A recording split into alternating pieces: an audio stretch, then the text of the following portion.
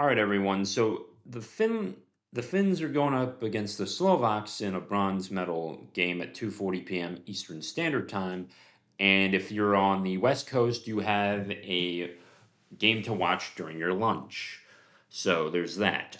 I think that the Finns are taking this. I think the Slovaks did put up, you know, it still did well in the tournament, but the Finns did it as well as they could have, and I think that there was a lot of controversy going on.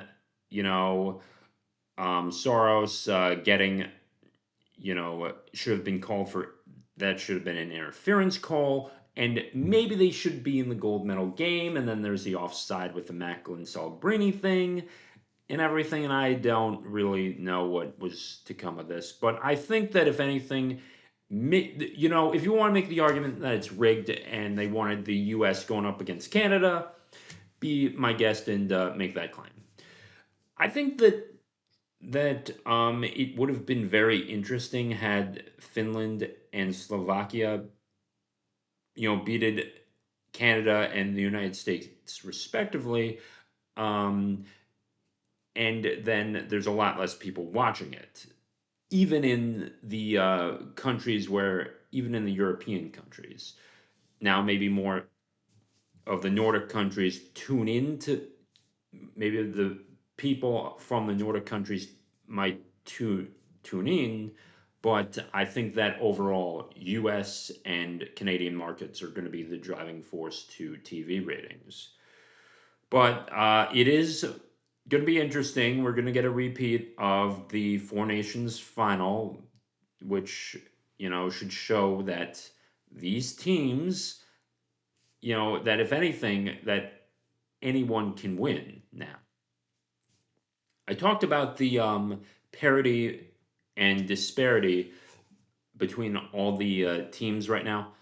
I think that you're just seeing more teams being able to compete with Canada and the United States, and that anything could have happened, and it could have been the Swedes and the Finns in this final too. But I think that it's that thing people just got lucky. They just got lucky, or their luck ran out at the worst time, and or the ref made a bad call. And I think, and there are so many conspiracy theories right now saying that, oh, the Canadian refs, you know, gave the benefit of the doubt to Macklin. He's only 19, and yakety yakety yak, and I would have called off sides on that. I think that you need to call the interference call on Saros, and I'm especially disappointed in the Finnish coach for not laying the challenge out where it should have been.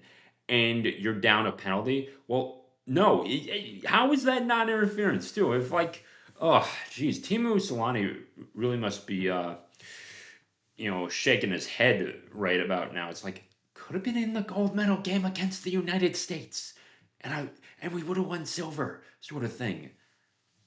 I definitely think he's like, why at this point? Um, Very disappointing things coming to. The Swedes are not going to be playing for a medal. I think that is very disappointing, and they put up more of a fight than Slovakia personally. In my personal opinion, and maybe Sweden could have gotten the bronze in this and everything, but United States and Canada, I think that's it's going to be very interesting. I also think it's going to be very interesting if we're going to see whether Crosby gets out, if he's going to play through the pain or not. But I don't think he is. But it's kind of weird because it probably will be his last Olympics that he's ever going to play in. He's probably going to play in another couple Four Nations tournaments. I think he's about 37, 38. I don't think he's going to be playing the 42, and he's certainly not going to take a roster spot from a younger guy in the Olympics. It's going to be the Macklin show, and Bedard will get another chance, another crack at it when he's about 23, 24 years old. I think he's going to get there soon enough, and he's going to win a gold medal for Canada. Now, this time around, Everyone's wondering it. Can the United States knock off Canada even without Crosby? I I'm not certain about this too. Now, it was easier for me to predict the USA women's uh, gold medal game, and that the American women would win that game because they only gave up 2 goals and they had 33 and they had scored 33 goals going into this. Hillary Knight got 15 goals apiece. Carpenter and Edwards were really stepping up. Was sorry, Frankel was literally a brick wall in this, but there was just that one little carve out in the brick wall that she could not cover. And but hey, when you only give up 2 goals in an entire tournament, not even talking about just having one or two shutouts and just having two really good games, but you just give up only 2 goals in a tournament, you're looking at, like that's like almost like Conn Smythe level stuff, like in in a Stanley Cup final too. Now, I think that now the women's game was a little different too, and there is always going to be the argument saying that, oh, it's only 196 feet this way, it's not 200, and it's not a 90-foot in width rink, and and the neutral zone is too short and everything. I think that the fact, in going back to another point with the Macklin Celebrini thing, the neutral zone being shorter certainly certainly enhances the argument that Celebrini was offsides. Just saying. Just needed to get that point out there. But the women's game was definitely the most watched um, women's hockey game ever, and I didn't even know it would be that big, personally, because remember, hockey is not a traditional. It's not a traditional global sport. More eyeballs are on cricket, basketball, and soccer, or football if you do not live in North America or in the US or Canada. More eyeballs are on those sports. But I think it just really did enhance the game with, just having the American women win it. And now we're going to see more enrollment of hockey players coming out from girls tournaments. We're going to see more of that, and we're going to see, and you're probably going to see better development too, because we're in the iPad era.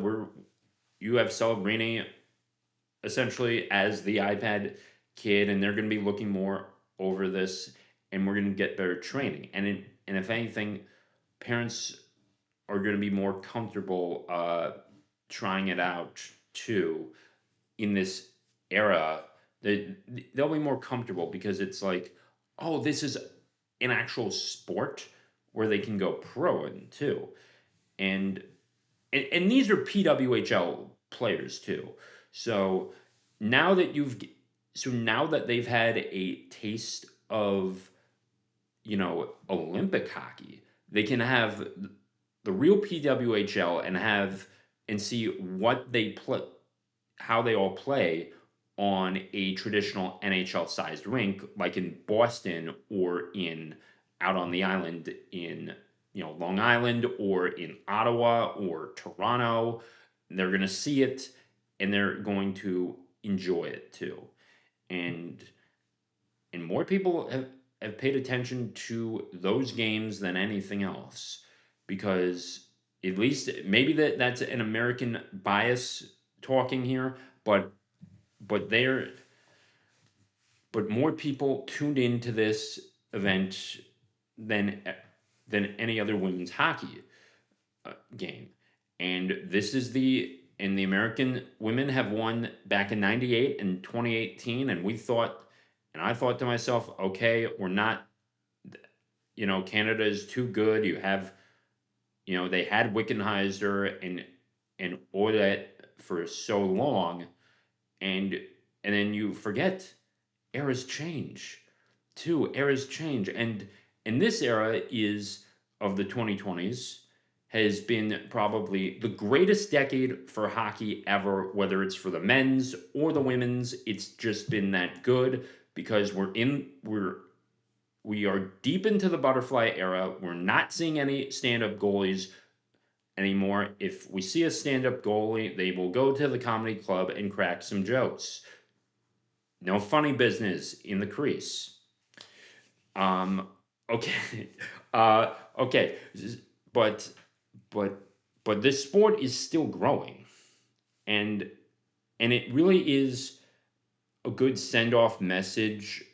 There was a the photo was, excuse me, it was a great at the end of the game when Keller got you know the final goal in overtime, and her just skating around it. It showed what victory was and then defeat was in the photo. I forgot. And then the Canadian defenseman was lying down crying, and it just exemplified what it meant to be from victory and defeat in the same photo. Now, it's heartbreaking to a lot of Canadian fans that they didn't win gold in the women's. I don't know what's going to happen with the Canadian men. I think that there's just going to be something that's going to say they're going to pull through and they're going to win. Intuition's telling me that more than anything else. But the women have absolutely um, grown this game in many ways than I could ever expect. Oh, man. Oh, yeah. So there's that. And final gold medal game is coming up at 8:10 on Sunday. I couldn't be happier.